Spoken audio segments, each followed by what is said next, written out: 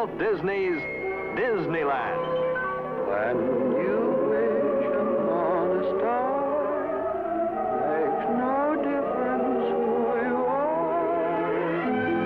Each week as you enter this timeless land, one of these many worlds will open to you. Fantasyland, the happiest kingdom of them all. Tomorrowland, promise of things to come. Adventureland, the wonder world of nature's own realm. Frontierland, tall tales and true from the legendary past. Presenting this week from Frontierland, 4 fabulous characters.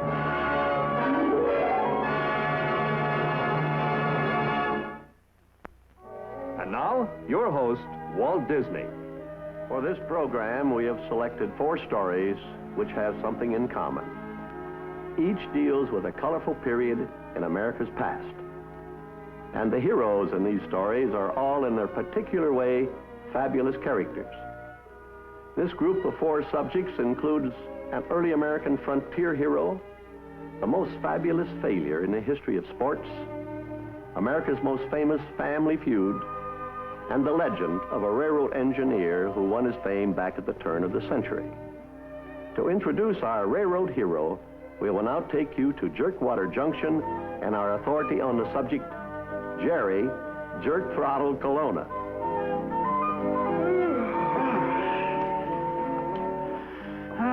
Too bad, too bad. The romance of the railroad, gone forever. 4:56 from the north. Oh, nothing but routine and red tape. Oh, comfort and convenience.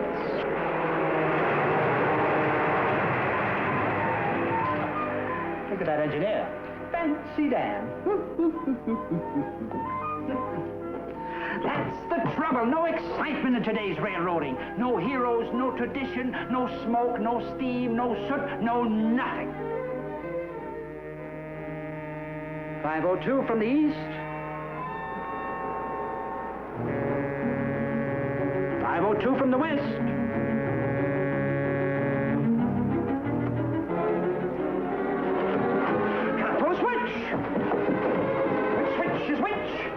Eeny, meeny, miny. Oh.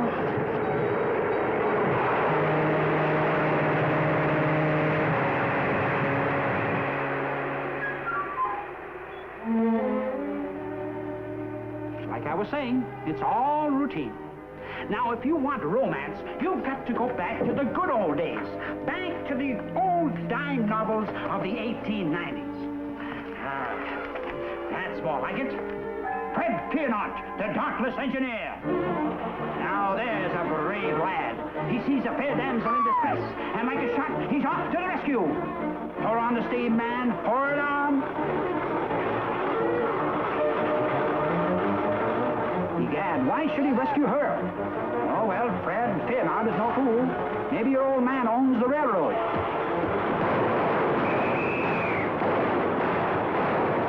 Down, girl, down.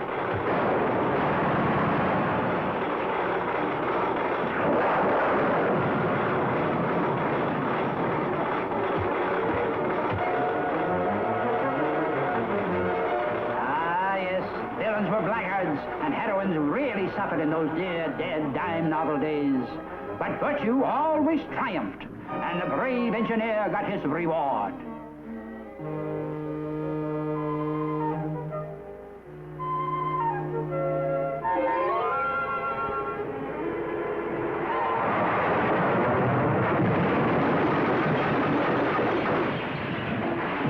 Sorry. These were the good old days. The dime novels made heroes out of the railroad engineer. But our fabulous engineer was more than a dime novel character. He actually lived. He was born near the town of Casey, Kentucky. So his name, John Luther Jones, was quickly shortened to Casey Jones. His story is told in the familiar old ballad, The Brave Engineer. Ah, 'tis morning, and all the trains in the railroad yard are fast asleep. Or except Casey's. His engine is slow asleep. Hey. Good morning, Casey. Come on, you rounders, if you want to hear the story all about a brave engineer. Casey Jones was the rounder's name. On a high right wheeler, he won his fame. Stories of brave men noble and grand belong to the life of a railroad man. Casey Jones, is he gonna make it? If that's Casey, I'm a Rhode Island rooster. Then, cock-a-doodle-doo. Jones, well, he knew his duty and he finally went west with the Western Man. Next time, take the train. Our next bit of Americana deals with a number of fabulous characters. Two entire families, one from Kentucky and the other from West Virginia, who took part in a famous feud during the last half of the 19th century. The scene of this old feud was a land of dense forests and rushing streams where hunting and fishing were the chief occupations. The small amount of farming consisted mostly of raising corn, which usually found its way into the stills. Some believe the trouble started during the Civil War, when the two families faced one another in battle. Others claim the quarrel started over a scrawny, half-wild razorback pig. When the porker was fully grown and ready for butchering, both families claimed it, and a violent quarrel resulted. But the most generally accepted theory is that all the shooting started because of a romance. But whatever the cause, the conflict raged for many years with heavy losses to both sides. And it became the longest and most famous feud in the nation's history. Even today, the old feud is still remembered in a well-known ballad, The Martins and the Coys.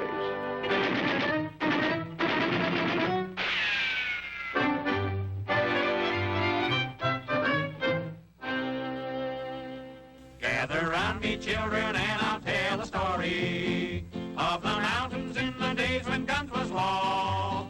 When two families got disputing, it was bound to end in shooting. So just listen and I'll tell you what I saw.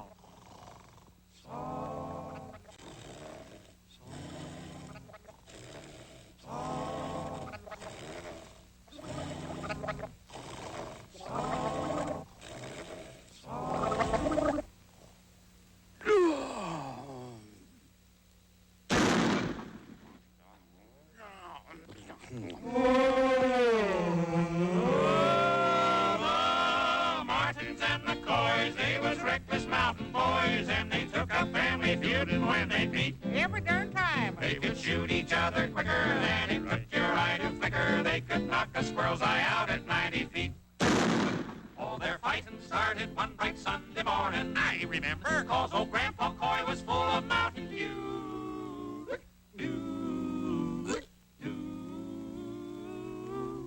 Just as quiet as a church mouse, he stole in the Martins' hen house. 'Cause the Coys, they needed eggs for breakfast too.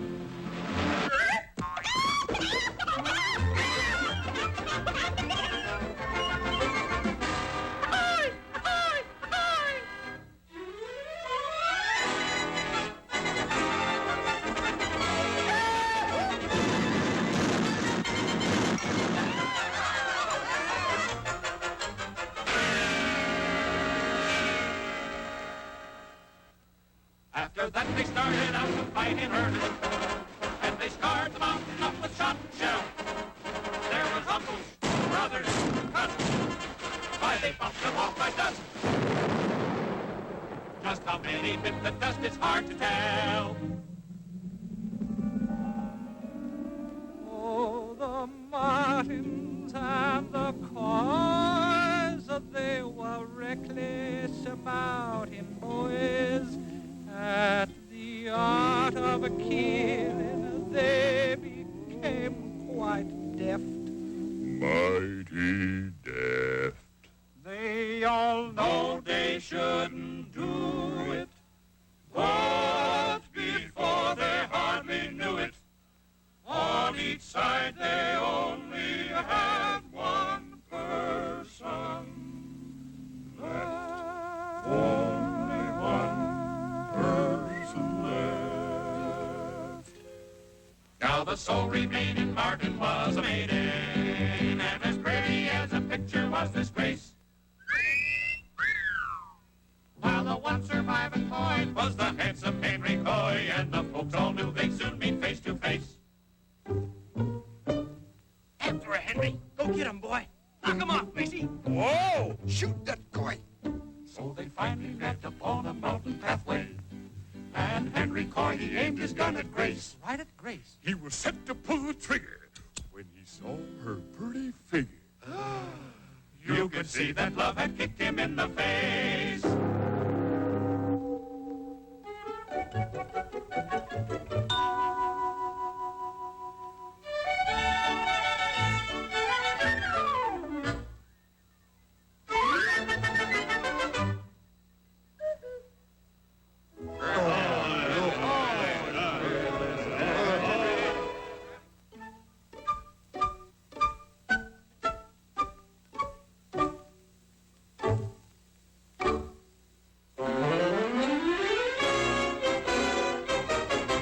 The Martins and the Coy, they were reckless mountain boys, but they say their ghostly cousin gives you chills. Cause the hatchet sure was buried when sweet Grace and Henry married. It broke up the Chester feud in these here hills. Come on, everybody, let's dance.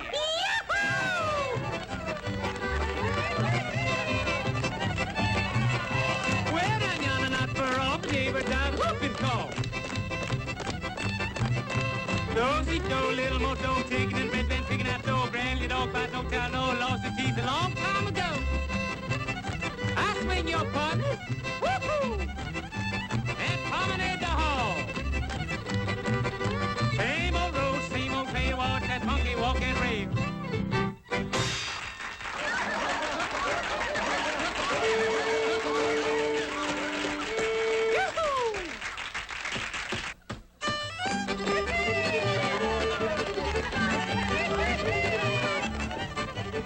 Now for scuffle out to the right. Go around that couple and take a seat. Come back in the center and shake your feet. Round that couple and peek once more. Back in the center and circle four. Swing your button and call your hound. Right foot up, left foot down, bottom foot make a hole in the ground. Now you're tall with a smile. What's my hand to go home wild? Rooney home to it. Yes, sir, lead it good.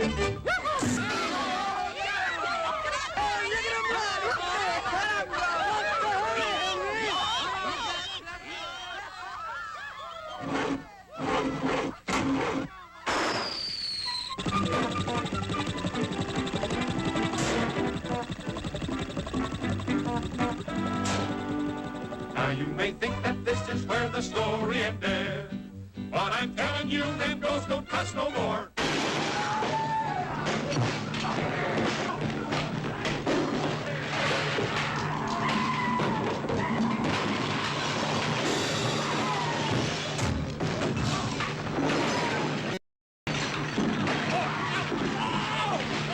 Now since Grace and Henry wedded, they fight first and all the rest did, and they carry on the feud just like before.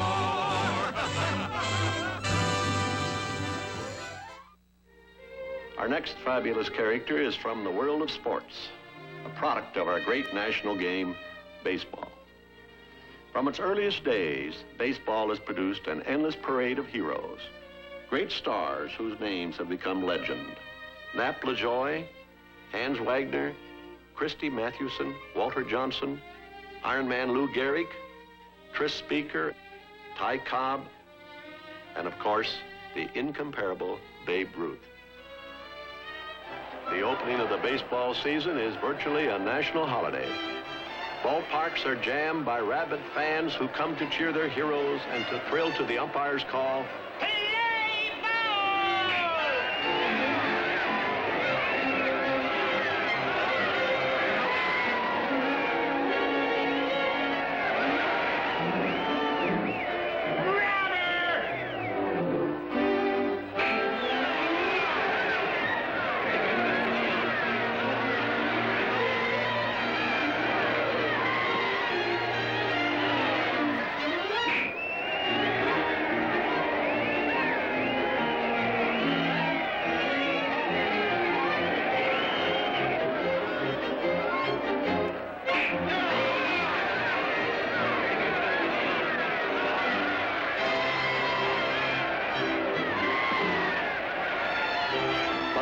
fabulous baseball character was no hero. Quite to the contrary. He was baseball's most spectacular failure, the famous Casey at the bat. Oh, what a lark to ride out to the park, and just to see Casey. They travel for miles and they stand in the aisles, and just to see Casey. The ladies don't understand baseball a bit. They don't know a strike from a foul or a hit. But when they see Casey, that game has got it. They see the pride of them all.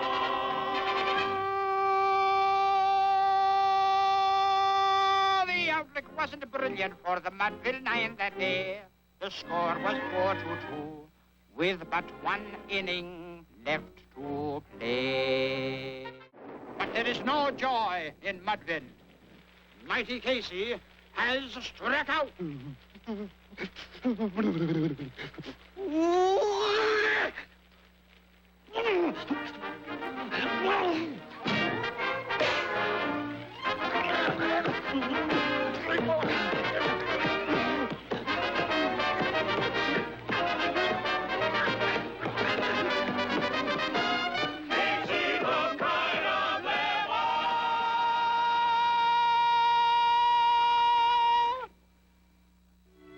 A legion of mighty men have left symbols of their greatness on the pages of American folklore. There was Paul Bunyan's axe, John Henry's hammer, Davy Crockett's rifle. Then we come to a tin pot hat, a bag of apple seeds, and a holy book. These symbols represent John Chapman, who is known in folklore legend as Johnny Appleseed. Johnny is a special favorite of mine, for during his time and in the same region, my great-grandparents were pioneers themselves. They moved west from New York in the early 1800s to settle in Ohio, which was considered the West in those days. And it is very likely they traveled some of the same trails as Johnny Appleseed. I wake up every day as happy as can be, because I know that with his care my apple trees, they will still be there. Oh, the Lord is good to me. You think we had most all we please, but we ain't. We're kind of short on apple trees. Well, I swan. I didn't know. What are we waiting for? Come on, let's go. We're wasting time. Let's get it going. Get them apple trees a-growing. There's a lot of work up there to do. Oh, there's a lot of work to do.